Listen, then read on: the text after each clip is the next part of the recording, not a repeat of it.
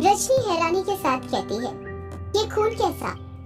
रजनी अपने कदम बेड के पास बढ़ाने लग जाती थी।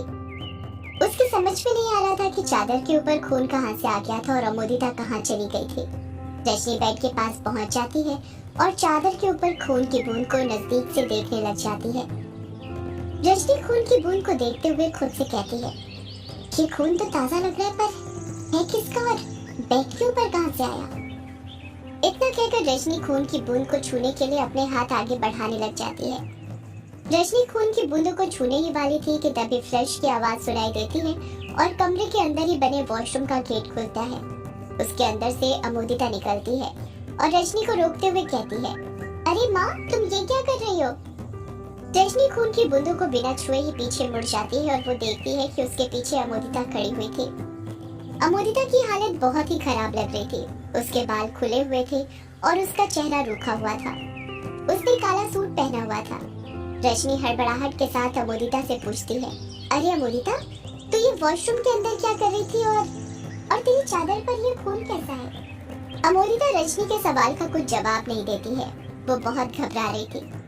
रजनी अमोदिता पर दबाव बनाते हुए पूछती है, अरे बता ना, मैं कुछ पूछ रही हूँ। ये खून की बूंदें कैसी है तेरी चादर पर? अमोदिता हिचकिचाते हुए कहती है, वो माँ, मेरे वो वाले दिन चल रहे हैं। रजनी धीरे से कहती है, मतलब मासिक धर्म? हाँ माँ। रजनी चिढ़ते हुए कहती है, तो नालायक लड़की, तूने मुझे सुबह क्यों नहीं बताया? वो माँ, मैं भी भूल गई थी। क्या कहा? भूल गई थी? तूने सही में बहुत बड़ी भुलक्कड़ है। कम से कम ये दिन तो याद रख लिया कर। कितनी बार बोला तुझे इन तारीखों को कैलेंडर में लाइन खींच दिया कर, पर तू सुनती कहाँ है? तुझे तो अपने मन की करनी है। अच्छा हुआ कहीं बाहर नहीं गई, वरना मुसीबत खड़ी हो जाती। वो माँ, अगली बार से याद रखूंगी पक्का। चलिए युग जी पर वशीकरण विधि शुरू करते हैं। देखिए, मैं तो तैयार भी हूँ। अमोदिता अपना सूट पकड़ते हुए कहती है, देखिए, मैंने काला सूट ही पहना है, काले जादू करने के लिए, जैसा तुमने सिखाया था। मैं तो 9 बजे सूट पहनकर तैयार होकर बैठ गई थी, पर 12 बजने का इंतजार करते करते कब मेरी नींद लग गई मुझे पता ही नहीं चला, और सोते वक्त ही मुझे वो प्रॉब्लम हो गई। तुम समझ गई होगी कि मैं किसकी बात कर रही हूँ, इसलिए वॉशरूम में चेंज करने चली गई थी। अरे मैं भी किन बातों में लगी हुई हूँ। चलिए युग जी पर काला जादू करना शुरू करते हैं। रजनी अमोदिता को मना करते हुए कहती है, नहीं, हम युग पर आज काला जादू नहीं कर सकते। अमोदिता बिचकते हुए कहती है, पर क्यों माँ? सुबह ही तो तुमने बोला था कि आज रात युग जी पर काला जादू करेंगे, उन्हें मेरे वश में करने के लिए। मैं उनकी फोटो भी तो खींच कर लाई थी और फोटो स्टूडियो जाकर वो फोटो निकलवा कर भी ले आई हूँ। पूरे 50 रुपए ज्यादा देने पड़े थे अर्जेंट में फोटो निकलवाने के लिए। हाँ नालायक लड़की, मुझे याद है, मैंने ही कहा था कि आज रात युग पर जादू टोना करेंगे।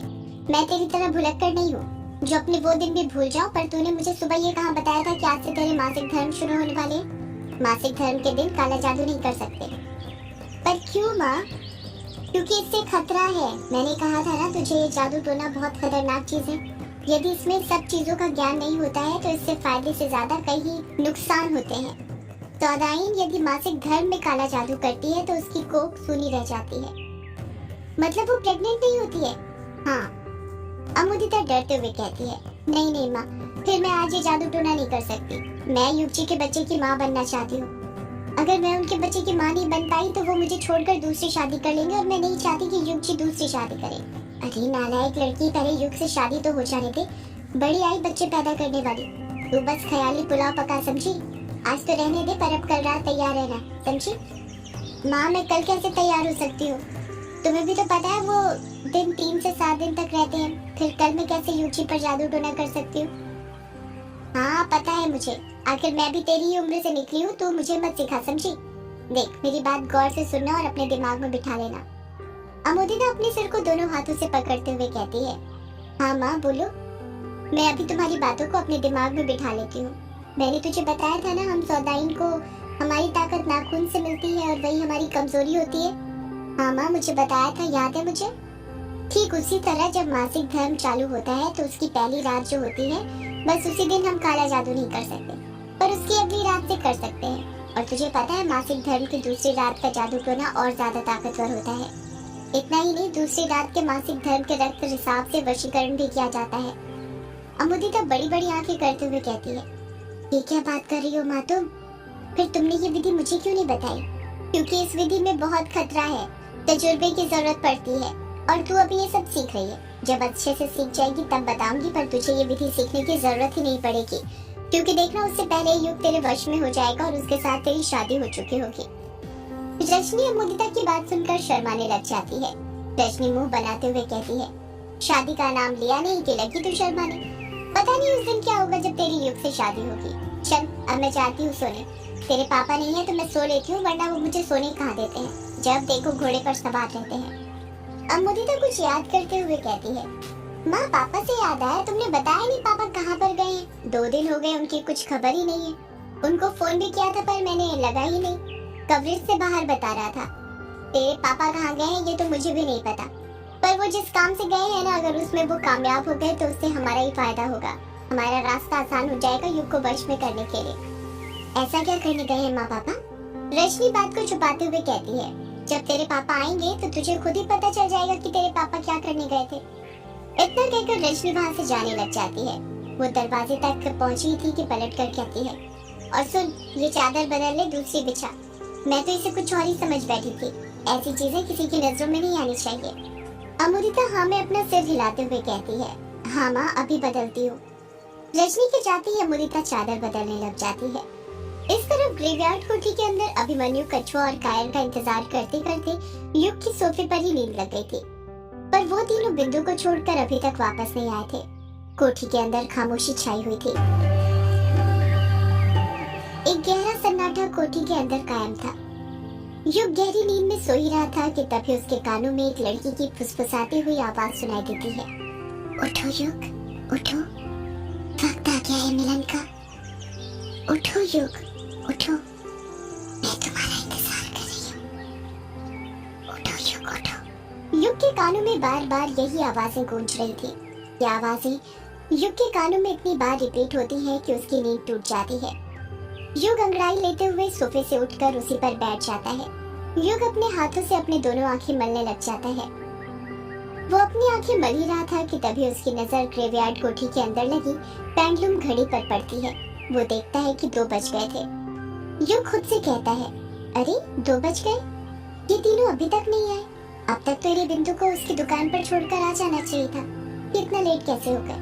पता नहीं कहाँ रह गए। फोन करके देखता हूँ।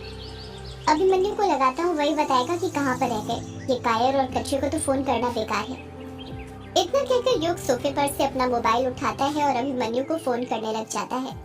अभी युग ने अपने मोबाइल में अभिमन्यु का नंबर डायल पैड पर निकाला ही था और वो कॉलिंग के बटन दबाने ही वाला था कि तभी उसे एक लड़की की गाना गाने की आवाज सुनाई देती है। तन बदन में आग लगा दूं, मैं यक्षिणी तेरी प्यास बुझा दूं। ये गाने की आवाज सुनकर युग चकित हो जाता है। उसे अपने कानों पर विश्वास नहीं हो रहा था। युग गाना सुनने में इतना खो जाता है कि कॉलिंग का बटन दबाना भूल जाता है। लड़की की फिर से गाना गाने की आवाज सुनाई देती है। तेरा मेरा मिलन होगा जब, अभिशाप खत्म होगा तब। तेरा मेरा मिलन होगा जब, अभिशाप खत्म होगा तब। युग खुद से कहता है, अरे ये आवाज तो वही है जो मैंने उस दिन और उससे पहले भी सुनी थी, पर ये आवाज आ कहाँ से रही है? फिर लड़की के गाना गाने की आवाज सुनाई देती है। बरसों से जागी तेरे इंतजार में, बरसों से हूँ जागी तेरे इंतजार में। मैं यक्षिणी तेरे प्यार के इकरार में, मैं यक्षिणी तेरे प्यार के इकरार में। युग गौर से उस आवाज को सुनने लग जाता है।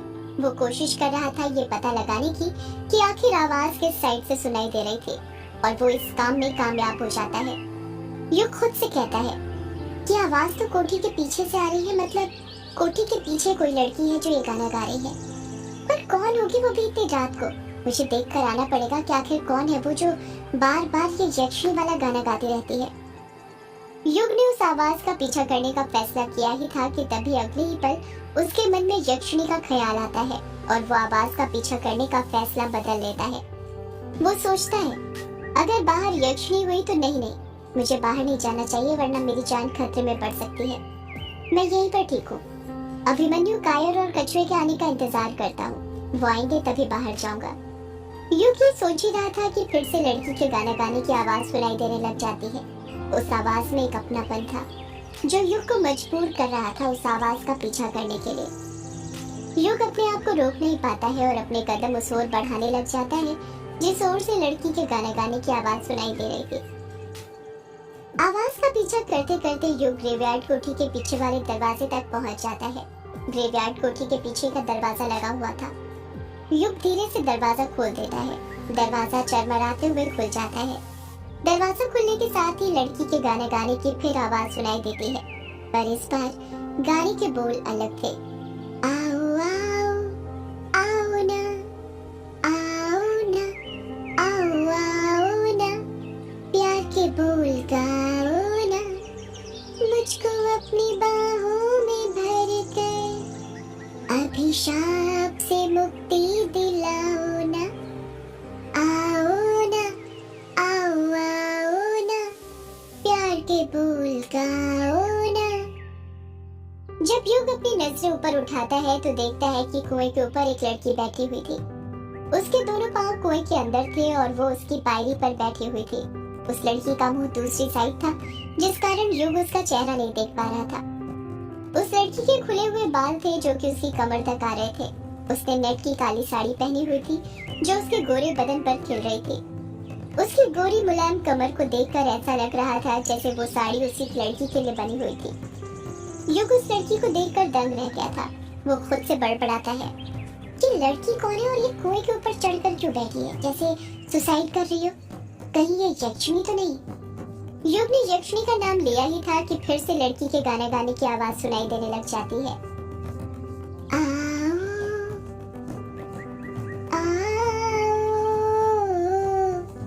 आओ ना, आओ आओ ना, प्यार के बोल गाओ ना, आओ आओ ना। जैसे लड़की गाना शुरू करती है युग खुद अपने कदम उस लड़की की तरफ बढ़ाने लग जाता है। जैसे जैसे युग अपने कदम उस लड़की की तरफ बढ़ाते जा रहा था उसके दिल की धड़कन बढ़ती जा रही थी, पर उससे कहीं ज्यादा तेजी से युग की उस लड़की की सूरत देखने की इच्छा बढ़ती जा रही थी। कुछ ही देर में युग कुएं के पास पहुंच जाता है और वहां पर आकर रुक जाता है। जैसे ही युग उस लड़की के पास पहुंचा था गाना गाने की आवाज आनी भी बंद हो गई थी। जैसे उस लड़की को पता चल गया हो कि कोई उसके पीछे आकर खड़ा हो गया हो और वो रुक गई।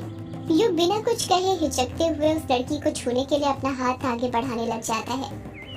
एक घूंट गले से नीचे उतार कर युग उस लड़की को छूने ही वाला था कि उससे पहले ही बाल्टी के पानी में गिरने की आवाज सुनाई देती है और युग रुक जाता है। वो उस लड़की को नहीं छूता है। उस लड़की के हाथ के एक्शन को देखकर ऐसा लग रहा था जैसे वो कुएं में से पानी खींच रही थी।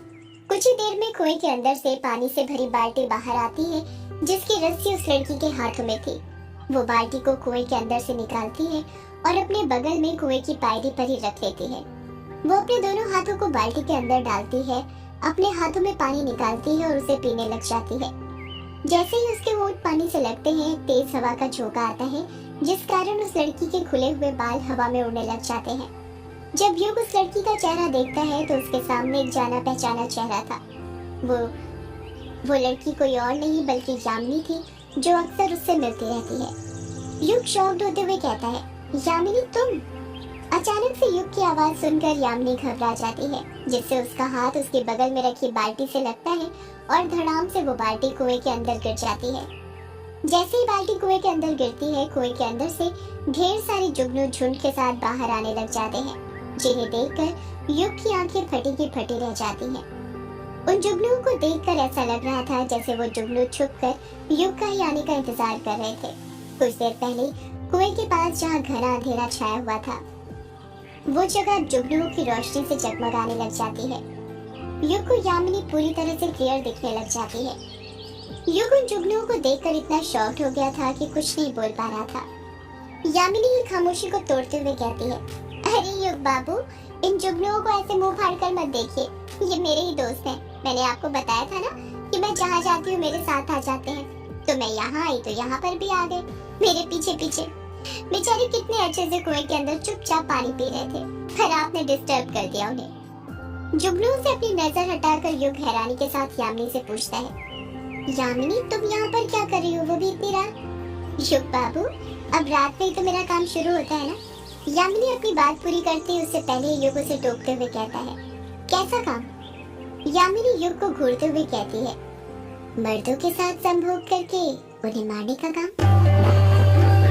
सदियों से है पुराना